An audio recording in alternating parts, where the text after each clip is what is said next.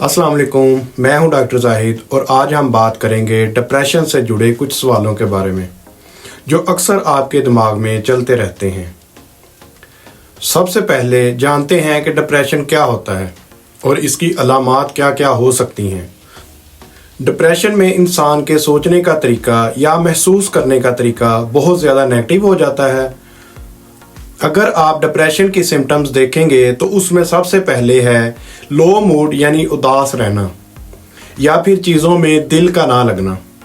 जो चीज़ें पहले अच्छी लगती थीं उसमें अब दिल नहीं लगेगा। कमज़ोरी रहना यानी जिस्म में फुर्तीलेपन का ख़त्म हो जाना। ये 3 अहम सिम्टम्स हैं। इसके अलावा और भी बहुत सारी सिम्टम्स हो सकती हैं, जैसा कि गिल्टी फील करना जैसे मैंने कुछ गलती कर दी है, होपलेस फील करना या बहुत ज़्यादा रोना, चिड़चिड़ा हो जाना, गुस्सा हो जाना, चीज़ों पर फोकस नहीं कर पाना, काम अच्छे तरीके से नहीं कर पाना, सुसाइडल थॉट्स का आना। साइकोमोटर रिटार्डेशन मतलब अपने जिस्म को तेज़ी से नहीं चलाएंगे, बहुत ही स्लोली जिस्म चलेगा। इसको साइकोमोटर रिटार्डेशन कहते हैं। तो ये सारी सिम्टम्स अगर 2 हफ्ते के पीरियड्स तक देखी जा रही हैं तो उसको हम डिप्रेशन बोल सकते हैं। एक नॉर्मल सी उदासीपन लंबे अरसे के लिए नहीं रहेगी। अगर आपकी ज़िंदगी में कोई प्रॉब्लम चल रही है तो हो सकता है आप 2 दिन के लिए उससे परेशान हो, उसके बाद आप उससे निकल जाएंगे। लेकिन अगर आपको डिप्रेशन हो रहा है तो ये उदासीपन लगातार 2 हफ्तों के लिए या इससे ज़्यादा टाइम परसिस्ट करेगी। तो आइए समझते हैं कि डिप्रेशन होने का किन चीज़ों से रिस्क ज़्यादा होता है। सबसे पहले तो ये जानना ज़रूरी है कि डिप्रेशन कई बार जेनेटिक्स में होता है। अगर आपकी फैमिली मतलब बहन, भाई, मदर एंड फादर में से किसी को डिप्रेशन रहा है तो आपको भी डिप्रेशन होने के चांसेस हैं।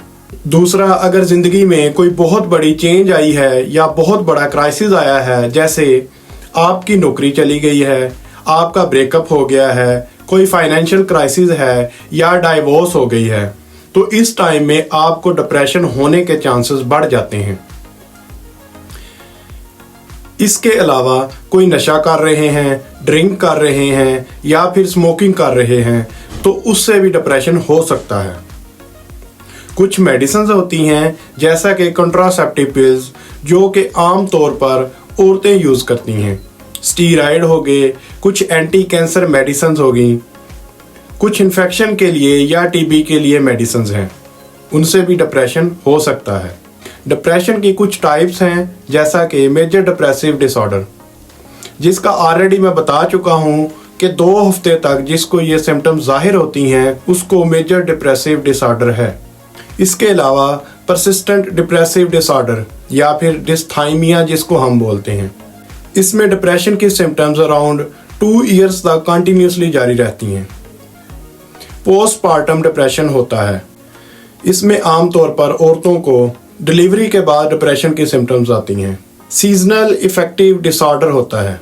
इसमें डिप्रेशन की सिम्टम्स सीजन के अकॉर्डिंग वेरी करती हैं। ये आमतौर पर सर्दियों में ज़्यादा होता है, जैसा कि सर्दियों में हमारी मूवमेंट रिड्यूस हो जाती है और डिप्रेशन की सिम्टम्स जाहिर होने लगती हैं। इसके अलावा हम स्माइलिंग फेस डिप्रेशन भी देखते हैं जिसको हम मास्क डिप्रेशन बोल सकते हैं। इसमें इंसान के चेहरे पर हंसी रहेगी बट उसका दिल उदास होगा। आपको देखकर लगेगा कि ये इंसान बिल्कुल नॉर्मल है, इसको कोई मसला नहीं है, लेकिन इसका दिल हमेशा उदास होगा।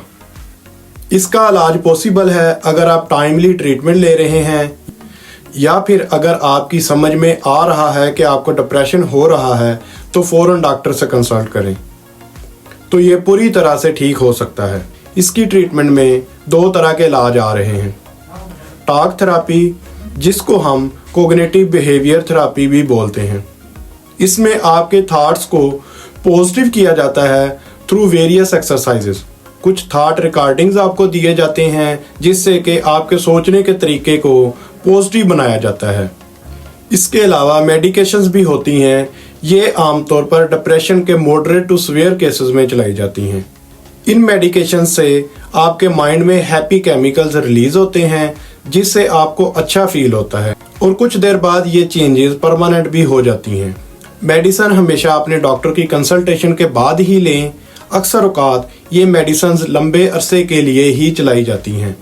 ये टाइम 6 महीने से 2 साल या इससे भी ज़्यादा हो सकता है, डिपेंडिंग आपकी सिचुएशन कैसी है, आपका डिप्रेशन कितना सीवियर है और कितनी बार आपको हुआ है।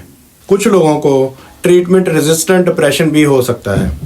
ऐसा तब बोला जाता है जब उनको 2 डिफरेंट टाइप की मेडिसिन्स चल चुकी होती हैं, फिर भी उनको डिप्रेशन की सिम्टम्स रिड्यूस नहीं होती। ऐसे केसेस में बहुत ज़रूरी होता है कि कंप्रीहेंसिव एवेल्यूशन हो सकता है कि और कोई बीमारी हो और डिप्रेशन के रूप में दिख रही हो, तो इसलिए टेस्ट करवाना और डिफरेंट किस्म की दवाइयाँ जैसा कि मूड स्टेबलाइज़र या एंटीसाइकोटिक देना बहुत ज़रूरी है। याद रखिए, डिप्रेशन भी दूसरी बीमारियों की तरह एक बीमारी है। इसको छुपाने से और इलाज जल्दी ना करवाने से लाइफ में मसाइल और भी बढ़ेंगे। इसलिए do not hesitate to seek help. Depression के साथ आप अपनी डेली लाइफ कैसे नेविगेट कर सकते हैं और अपनों में से अगर किसी को डिप्रेशन हो रहा है तो उनकी कैसे मदद कर सकते हैं, ये जानने के लिए मेरी अगली वीडियो ज़रूर देखिएगा। Thank you for watching.